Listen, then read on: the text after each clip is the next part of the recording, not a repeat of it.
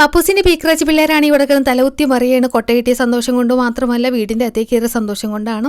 ഇവിടെ പപ്പൂസാണ് ഈ നിലത്ത് പോയി തണുപ്പിട്ടാൻ വേണ്ടി പതിഞ്ഞടക്കുണ്ടാവും. പിള്ളേരാണ് ഇവിടെ കിടന്ന് അറമതിക്കാണ്. പക്ഷേ രാവിലെ വരെ ഉണ്ടാവുള്ളൂ കേട്ടോ. കാര്യം എന്താ വെച്ചാൽ ഇവന്മാരാണെങ്കിൽ വാതിൽ തുറന്ന് അതിൻ്റെ പുറത്തേക്ക് ഭയങ്കര ഓട്ടമാണ്. രാത്രികാലങ്ങളിൽ മാത്രമുള്ളൂ വാതിലടച്ച് അതേപോലെ ഇരിക്കുള്ളൂ. രാവിലെ അയക്കുമ്പോൾ ഇതാണ് കേട്ടോ അവസ്ഥ. ആരെങ്കിലും വന്നൊന്ന് വാതിലും തുറന്നായി നാല് ദിക്കിലേക്കാണ് കണ്ട വഴി കിടന്ന് ഓടുവട്ടെ. പിന്നെ ഇവന്മാരെ പുറകിടക്കിൽ ടാസ്ക് പിടിച്ച പരിപാടിയാണ്.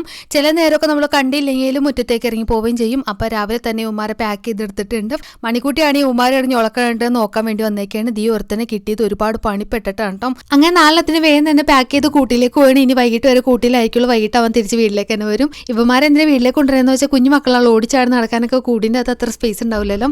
ഇനി വൈകിട്ടാവുമ്പോഴത്തേക്ക് ഉമ്മാരെ പൊക്കാനായിട്ട് വീണ്ടും വരണം. അപ്പം എങ്ങനെയാണ് നമ്മുടെ പൂജക്കുട്ടന്മാരുടെ ഷട്ടിൽ സർവീസും. അപ്പോൾ കുഞ്ഞുമക്കളെ പുറത്തേക്ക് ഇറക്കിയപ്പോൾ തന്നെ നമ്മുടെ ടെഡിക്കുട്ടനാണ് ഈ കൊട്ടക്ക് എത്തിയിരിക്കുന്നത്. വീഡിയോ ഇഷ്ടമെങ്കിൽ ലൈക്ക് ചെയ്യാൻ മറക്കണ്ട. അപ്പോൾ നമുക്ക് മറ്റൊരു വീഡിയോ ആയിട്ട് പിന്നെ കാണാം.